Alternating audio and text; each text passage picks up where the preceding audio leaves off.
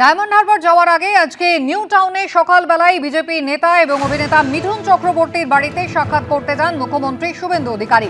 মিঠুন চক্রবর্তী দেখা করতে চেয়েছিলেন, তাই সশরীরে আজকে পৌঁছে যান মুখ্যমন্ত্রী। যদিও মিঠুন চক্রবর্তী তিনি বলেছেন এতদিনে কিন্তু রাজ্যের উন্নতি শুরু হলো।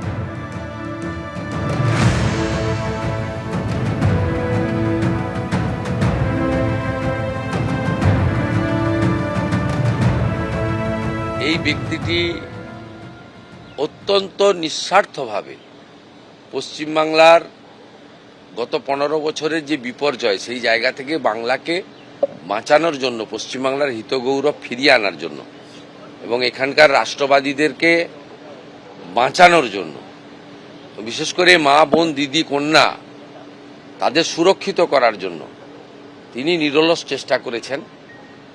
ঐকান্তিক প্রয়াস ছিল, তার পরিশ্রমের কোনো সীমা ছিল না। এই নির্বাচনেও যদি সর্বোচ্চ র্যালি, সভা, রোড শো,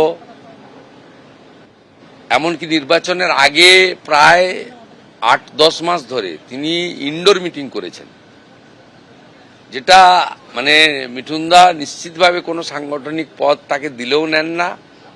এনইসির মেম্বার তিনি, জাতীয়, সেটা সম্মান জানিয়ে বিজেপি করেছে, কিন্তু তিনি মাইক্রো লেভেলেও কাজ করেছেন গত প্রায় 1 বছর ধরে। আর এই লাস্ট 3-4 মাস পরিবর্তন যাত্রা বা তার আগে পরে ওনার সভার তো কোনো সংখ্যা নেই। তাই আজকে আমি মুখ্যমন্ত্রী হয়েছি নিশ্চিতভাবে জনগণের ভোটে, আশীর্বাদে।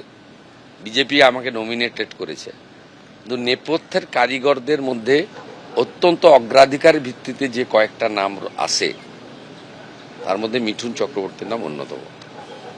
তাই আমার মিঠুনদা আমাকে কালকে বলেছিলেন আমি দেখা করতে চাই।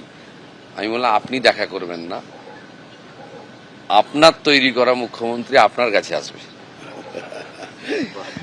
আমি একটাই কথা বলবো, সবাইকে বলছি, এর থেকে ভালো মুখ্যমন্ত্রী পশ্চিমবঙ্গে হতে পারে না। যে মুহূর্তে উনি শপথ নিয়েছেন তারপর থেকে কাজ করছেন, আপনারা দেখুন। আপনাকে গ্যারান্টি দিয়ে বলছি, এর থেকে ভালো মুখ্যমন্ত্রী পশ্চিমবঙ্গে হতে পারে না। উই আর অল ব্লেসড, আমরা শুভেন্দু অধিকারী সাহেবকে মুখ্যমন্ত্রী হিসাবে পেয়েছি। অ্যান্ড আগের দিনে কি হবে সেটাও দেখুন, এটাও চ্যালেঞ্জ করছি।